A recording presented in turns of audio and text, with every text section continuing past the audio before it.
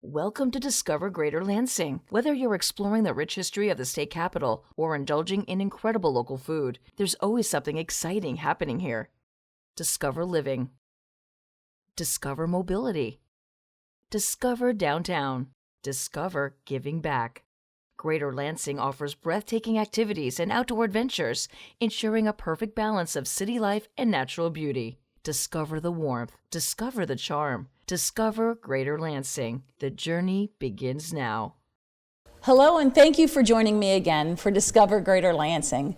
Today we're talking about things near and dear to all of our hearts, children and families, and I have with me Julie Tomasma. She's the Chief Executive Officer of Child and Family Charities. Hi, Julie, and welcome back. Hi, thank you. Thank you for having me, Lori. Glad to be here. Thank you. So for those among the viewership who may not have heard of Child and Family Charities, and you have such a long, rich history in our community of support and providing services that are so broad that anybody is welcome and can come and get what they may need. Can you give us a little bit of historical background on your Sure. So Child and Family Charities has been serving the community for over 110 years, and we originate with the Children's Aid Society. So that was a group of volunteers who made sure that orphan or abandoned children had safe and loving homes. And so really our origin was with foster care, adoption, some of those core services, but then it expanded and we added mental health services and substance abuse treatment because we wanted to make sure we were supporting the full family.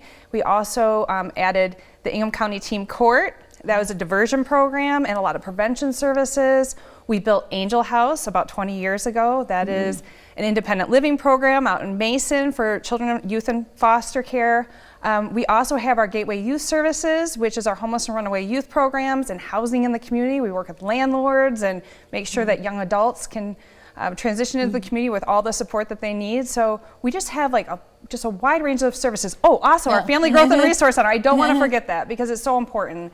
We provide basic needs support for families who need us and provide a lot of parental support and groups and education just to make sure that we have strong families in our community. So tons going on. Our mission's always evolving, always changing as we see needs in the community. And so as you can tell, that's ever constant changing, especially post-pandemic world. I feel like we've just been responding and really feel like we can't respond fast enough at times. Right, and the pandemic, you really ramped up services and we're there where we're needed. Now we don't like to talk about that pandemic anymore, but the need continues and it doesn't just stay static, it's growing exponentially. Yes, so I mean we have seen our shelters full right now for our homeless and runaway youth program. We've just seen so many referrals in the homeless space. Our mental health services referrals have expanded dramatically. We're in a lot of our different schools, actually 5 different local schools. Making sure that those supports are provided for students and any family in the community that wants to access those services. So you're right, we just keep expanding and keep broadening our reach as we see that need expand in the community. Well, it's fantastic. So super exciting though, that talk about that expansion. So there's some little project going on down on the south side of Lansing. Can you tell us about where we're at with your new multi-service comprehensive campus of family and children supports? Yeah, so it was so important for us to be able to have the right space to serve children and families, but also to bring all of our services together. And so we are taking over the former McLaren Greenlawn campus, the corner at Washington and Greenlawn. So it's the administration building there. And we started with opening our shelter a couple years ago. So our shelter for homeless and runaway youth, it was the former McCree House, now it's Jackson House. And so that's been open for a couple of years. Like I said, it's full and responding to those needs, and we are just so excited to get that campus up and running because it's going to provide so much more opportunity to have an impact in the community. We have a whole wing designated for basic needs, play therapy rooms, sensory rooms, a whole wing for our family visits where we're working with our children in foster care. We have another wing for our community partners and bringing them in to collaborate with us, and a therapy wing, and just the space is incredible, and we just cannot wait to be able to serve more people in this space in the right way. Like it's just inviting, just colorful. It's going to be great. It is wonderful. I happen to be able to get a sneak peek, and the Jackson House is just incredible. beautifully outfitted, renovated for modern needs and with bright colors, and just welcoming these children who this is their home for right now, and the supports that you give while they're there. Yeah, to me, it was so important that we created a space that let youth and children know that like our community is behind you, and we got you. And so I think that that's what it says to youth that come in there. They just say it's incredible. The feedback that I've gotten has been really positive. So it's just great. And you do offer tours for anybody who wants to come out, but let alone just transforming, a campus. And McLaren built their new beautiful hospital, and this big campus sat there, was going to, probably somewhere down the road done something, but you stepped up and you had a vision, and people rallied behind you, and it came to life, and it was so exciting to watch. Yeah, well, honestly, it checked every one of our boxes. So we knew we needed more square footage. We wanted to be on a bus line. We wanted to be near green space. It was so important for us to have that shelter on campus as well. And then we wanted to be near community partners. And so community mental health is taking over the back half. And then we also purchased the building next door for our nonprofit partners. And so we just felt like this campus gave us the opportunity to be right there in a neighborhood, serving the people that need us most. And so it really did check every box. Right. And to add to this extraordinary campus, you just touched on it. Yes. You have a hub of nonprofits so that a family or anybody who would come on could have the services within literally walking distance. So let's talk about this hub, this amazing hub you're building. Well, just like it was so important for us to bring all of our services together so that everybody so it's easier to access. We felt that same importance with the nonprofit community, because I said we work with so many of these groups on a regular basis, but we didn't want people having to go across town to be able to work with a partner. So we started inviting groups in and just pitching this vision of, if we're able to create a space, this amazing space here, kind of replicate it next door, would you be interested? And so we have had an overwhelmingly positive response, and we have Origami Rehabilitation, who is expanding their services for pediatric and adults. They're accepting Medicaid, and so that was just a nice expansion of their work in that community. We also have NAMI coming in, Expected Parents, DAP Senior Services, Big Brothers Big Sisters, CASA, Helping Women Period, United Way, the VITA program is in there, and we also have services with community mental health. And so we were able to bring all these partners together in one stop, and so it's so much easier for the people that we're serving, and we know together we can have a bigger impact. So if we're all working together on similar things and supporting a family all around, then that just means that we can make their life easier and have the impact that we want. And that's what so many good examples of that. I know. Yeah. Wow, and all those nonprofits, and that's really what makes our region amazing, is that there's collaboration. There's somebody has a vision. You had a vision, and look they came, you built it, and they are coming, and it just is something that I think distinguishes our community from so many others. And now let's talk about going back to your roots. We want to spend a little bit of time on foster care and the need for it, and how it's grown and changed, and a little bit more about that program, a little bit more in depth. Sure. Well, we are always looking for safe, loving homes who are willing to open their homes up for foster children. That is, like you said, Lori, it's part of our roots, is what we do. And so I will always have a pitch out there for more foster families. And if you find it on your heart that is something that you want to do, we really do need families who are going to support families getting back together. But if that's not possible, that when we do have an adoption program as well, sometimes it isn't possible with a family, but that's always the goal. And so if you have it on your heart to open your home for a little while, we'd love to work with you. We have a very large network of foster parents, and that kind of makes us unique too, is that we provide a lot of support and make sure that our foster family has everything they need to have that child be successful in your home. So we invite people to check that out. We have orientations going on so that they can learn more, even if you're just curious, or if you know somebody. We would really love to connect with more families in that way. And you do provide all the training and resources. Someone, and you don't, there's not a mold for what the family has to look like. Correct. If you've got loving heart and nurturing, and you want to help a child by giving them that stable, loving home environment.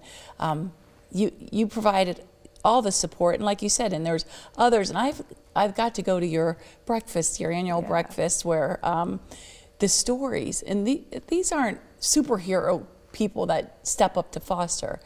They just, someone says something to them, or they go, I would like, and maybe my life didn't work out exactly, but I have room in my heart and in my home for bringing a child in. Yeah, and we're just so thankful for the people who are willing to go down that journey with us. And I mean, like I said, the need is there, and we would welcome the opportunity to partner with us in that way. Yes. All right, and it's foster hope, foster love, foster change. Yes. That says it all, right? Yes, it does. Hope, and so love, change. Lots more information about that on our website. And like I said, we can go to an orientation, meet with our staff. We will tell you more about how you can get involved. Right.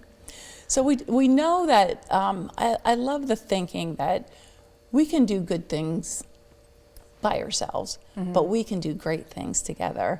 Yes. So these great things that you're doing at this new comprehensive campus, they're made possible because of, and we don't have the trillionaires and millionaires, in the Lansing region, but people and companies step up. And this is your opportunity, if you want to give a little shout out to some of those in the ways they were able. Sometimes it's volunteering. I know my team and I went out just to plant flowers, something simple, and we can see the results of our labor, and that makes the Jackson House more welcoming too, because it looks like a home. So some of the shout outs and ways people can help. Well, so this campaign that we did, Be the Light, was our campaign, and it really was so many people coming together to make this big dream a reality. And so that meant state funding, federal funds, city, county, but then it was our community. And what I found is I kept, just telling people the vision, what we wanted to do, and I had an overwhelming amount of support. So Jackson came in with one of the first large gifts to underwrite Jackson House and all the renovations there, almost $1 million. Yeah. And over 365 associates donated to that, part of the campaign. We had DART Foundation, who underwrote our education center, our youth education center, which we'll be doing vocational training there, and have a youth drop-in center to invite youth who might be vulnerable to be able to come into the shelter and make that an easy transition. So they were willing to underwrite that at a large amount. And then we had MSU Desk Drawer Fund, came in with another very important gift, very large gift to help support our main campus. The Carls Foundation, Delta Dental, the foundation and corporate side, and then all of those other wonderful foundations that we have in the area, Ariel's, Pentecost Foundation, helping women, or 100 Women That Care and 100 Men That Care. So both groups came forward and supported us, and then just hundreds of individual donors. And so our goal for the campaign was to reach 1,000 donors, and I think we're about 865 right now. Wow. But we still have a little work to do. So I'm still fundraising for the playground area. Yes. And so I am certain that as we open the doors and invite the community in, people will see the need. And I know that the donations will come in and we'll be able to get that playground done in the back there. But yeah, I mean, just an overwhelming amount of support from so many different groups. And we're just, we're so grateful. And that's really what community is about. Yeah. When you think about this community and everyone working together, between the nonprofits all working together and then the community coming together to support this large campaign, we've achieved things that I never dreamt were possible. But then after I started talking to people, I realized it is possible because of the support that we had. So absolutely. And that I like it wasn't so much the dollar amount. Was it a million reasons? Was that to get to that last $10 and up will get you on the wall. So we have this large torch that we're filling up, and all the different flickers of flame are the names of the people who've contributed. So $10 and up will get you on the wall, and it's really about community and coming together. Yeah, and the campaign was Be the Light. Yes. And it is the light. It's that beacon of hope when all else seems dismal and not possible. And that's what Child and Family Charities is. It's that beacon of hope, that light that is so needed by so many today in our community. And from the youngest children to adolescents and teens and young adults, you are there they know they are not alone in this journey called life that is not always so easy. So Julie and your team, I know you're the face of Child and Family Charities, but you have an amazing team of people. We do, yes. And just in our last minute here, your team, they're made up of professionals from all different disciplines, right? Yeah, so we have about 110 staff, and I always say they speak youth, they speak children. They're just amazing people, and social workers and caseworkers, and just all these people supporting our mission, including that team of volunteers we have. So we really are powered by the community, and just so grateful to be able to give this a voice. And you have to love when a company will not only write the big check, but they send volunteers. And it's not forced. They want to do it, and they're there with their logo gear on, and they're so proud to be a part of this amazing campus that is just, it's already semi-occupied with the Jackson House, and it's being, you're almost, I don't know if it's ever the finish line, but you've got such little to go. So, hey, you too can be the light for children and families in our community. Julie, I just, everything you do, I don't know when you sleep, you're unstoppable, and anywhere you go, you've really ratcheted up this organization that had humble beginnings and now serves so many in so many great ways. For thank you. Love having you. We're going to have you back to talk about this campus as it develops and opens up. So I can't wait to tell you more. All right. We're so excited. Thank you. Thanks. I have Leslie here with me today from Lead Safe Consulting. Leslie, with my industry, lead-based paint is always talked about in every single home. And I just wanted to talk with you today. What is the one thing that a person should do right now today in regards to lead-based paint? What do you want them to know?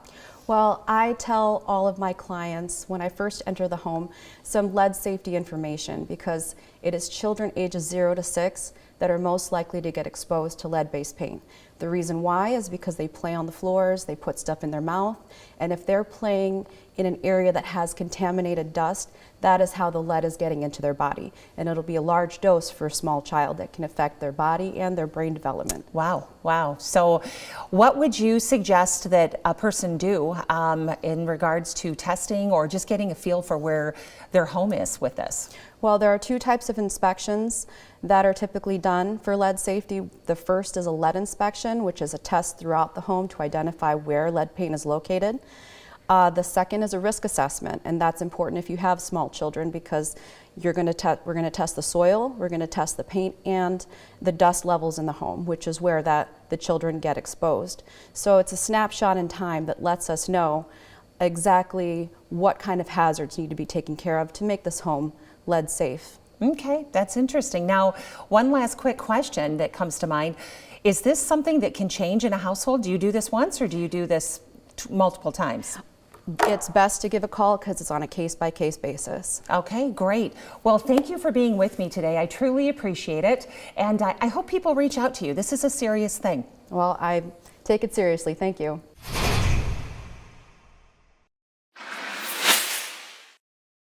Hi, I'm Deanna East, and I'm with Michigan State University Extension. Here with me today is Brent Crane, who is an MSU Extension educator who specializes in home gardening. Hi, Brent. Hi. So, Brent, you're here today to talk about the importance of testing your soil. Why is this important? Well, when you look at this tomato plant, it has yellow leaves that are small. There's something going on, and a soil test might be able to give us an idea of what's going on. And even if there's not a problem, it's good to get a baseline measurement. So just like we would get routine blood work, and you might find out that you have high cholesterol, then you can do something about it. In the same way, we can find out maybe the soil is low in potassium, and we can fix that before there's a visible problem with the plants. Wonderful. I see that you brought some props. Can you walk us through the soil testing process? Sure, I'd be happy to. So there's a soil mailer that you would get, and in that there are detailed instructions. We need to follow those instructions precisely, or you won't get accurate results. So we need to get choose an area to sample, and then get 10 uniform samples from that area that we will mix into one combined sample. So it doesn't really matter what you use to get your sample, but you want to make sure that you're getting a uniform amount of soil down to the same depth each time. Then we mix all of those together in a bucket, and once it's well mixed, fill it into this soil bag, and that bag plus the instruction form where you fill out your submission information will be put into this postage paid envelope, and then we just drop that in the mail and wait a couple of weeks, and you should get a response back that has your detailed and personalized recommendations so you know what to do with your space. Thank you very much, Brent. And thank you for joining us and learning more about MSU Extension programs. Hi, today we're here with Pam McLeodchich, the founder and CEO of the Davies Project. Pam, thank you so much for being here. It's great to be here. Thank you. Yeah, so can you tell us a little bit more about the Davies Project and what you do? Yes, we've been here for about 12 years. We make sure that seriously ill children have free rides back and forth to all of their medical appointments. Many families struggle with transportation, and we want to make sure that the families are getting where they need to be to have their child become as healthy as they can be. We also drive expecting women to prenatal care, as well as for a year following delivery. We want to make sure that the mom and baby have all the care that they need, and we drive new parents back and forth to the neonatal intensive care unit in case the baby is hospitalized. We want that bonding to happen between the parents and the baby. Absolutely. Transportation is such a huge barrier, so is. such important work. So I understand you were the recipient of a Rotary Club of Lansing Foundation local grant this past year. Can you talk a little bit about that and how Yes. the funds were used? I can do that. The funds were used to buy a 7-passenger van that you will now see driving the streets of Lansing. Our rides depend on volunteer drivers, and most of our drivers are retirees. And when retirees retire, they tend to downsize their vehicles. There are many times when we need larger vehicles to help our families get to where they need to be. And so this is going to help us tremendously providing the services that we provide. Absolutely. Can you talk a little bit more about the impact it's going to have on the local community? Do you know, last year we delivered more than 4,200 rides to appointments that would have been missed without us. And this is going to add to that significantly. Absolutely. Pam, thank you so much for being here.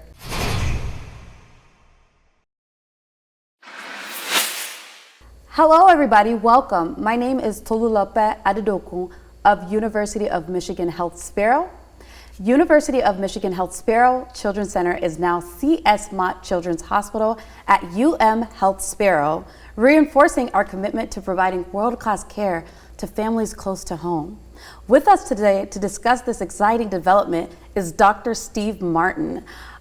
He is the co-director of the UM Health Sparrow Children's Center. So welcome, Dr. Martin. Good to see you again. So how does this change the identity of the care we provide for pediatric patients? You know, we're building on years of collaboration to offer the most comprehensive care in mid-Michigan. This represents a deepening partnership with C.S. Mott Children's Hospital. It offers the broadest range of subspecialties in pediatrics in the area. That is so impactful, and thank you so much for sharing. So what excites you the most, and what would you like families to know about this? So I came to Mid-Michigan in 2009 and joined a core group of pediatric specialists. Over the years, I've seen the availability of subspecialties snowballing, and in the last year, it's turned into an avalanche. I'm excited to make sure that families know that they have access to world-class pediatric care close to home. So what type of new services will this bring for our community? Our partnership is bringing exciting pediatric surgical specialties in particular. Recently, we've added neurosurgical services. We're adding otolaryngology. Urology service has been growing exponentially. So many new services, including surgical services. Awesome, thank you. Yes. So to learn more, go to umhealthsparrow.org/pediatrics. Thank you, everybody. CATA's Regional Mobility Solutions makes a difference in our community. Hear what riders and community leaders have to say about the value CATA delivers to the capital city area. My name's Abby Sitek. I transferred to MSU this past year, and I am majoring in social studies education. I want to teach high school social studies courses. I transferred from Saginaw Valley State University. It's much smaller than this. It's just probably half the size. It was an adjustment going from such a small school to such a big school, but it's been great overall. It was really important for me to use the buses because I live about 10 minutes off campus, and anyone who goes to Michigan State knows that parking on campus isn't always available. So that was really important in me getting to class on time, and also just not having to worry about paying for parking or parking tickets or anything. And then also just when I was on campus, getting across campus, because from like South neighborhood to where I worked, just to my classes and stuff, it would have been like a 40-minute walk. So the buses were also really important in getting me to class on time. I was kind of nervous the first time because I was taking an off-campus bus for the first time and I had to use a pass.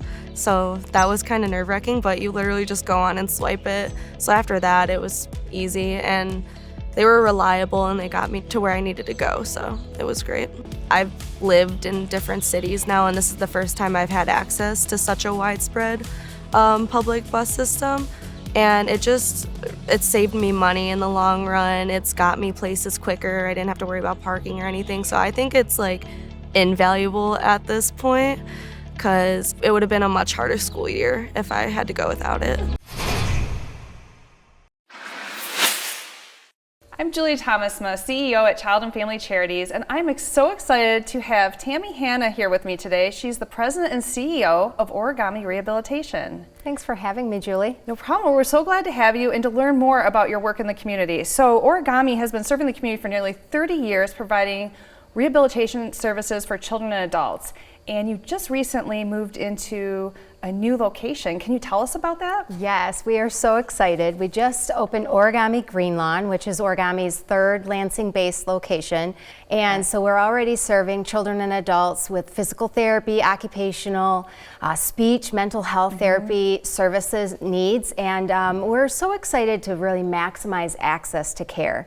It's so important for people to be able to get to the services that they need when they need it. And bringing these services to South Lansing is just a really exciting thing for us. Yeah, we're so excited to have you on campus with us, and just tell us about the space and what makes it so inviting, because I mean it's lovely. I mean it's gorgeous space. Nice job. Thank you. Yes, we feel it turned out perfectly. Really, we had one goal in mind with the thoughtful design, and that was to ensure that we had a calm, inviting, soothing space for people to receive their care and to have great outcomes from their rehab services. And you know, we want children to come to us that are excited to play, because that is their therapy. So we have a large pediatric gym with monkey bars and slides and rock wall, and then we have other spaces for adults to receive their services like pelvic health and vestibular and vision therapy. So we're excited. We're so glad to welcome you onto the campus, and tell us just how to find out more. I invite everyone to check us out. We have our website, origamirehab.org, and give us a call. We'd love to give you a tour. Wow, what another great show and another reason to discover Greater Lansing. So many wonderful things happening in our great, great community. From living, working, and playing, we've got it right here in Greater Lansing. Thanks for joining us.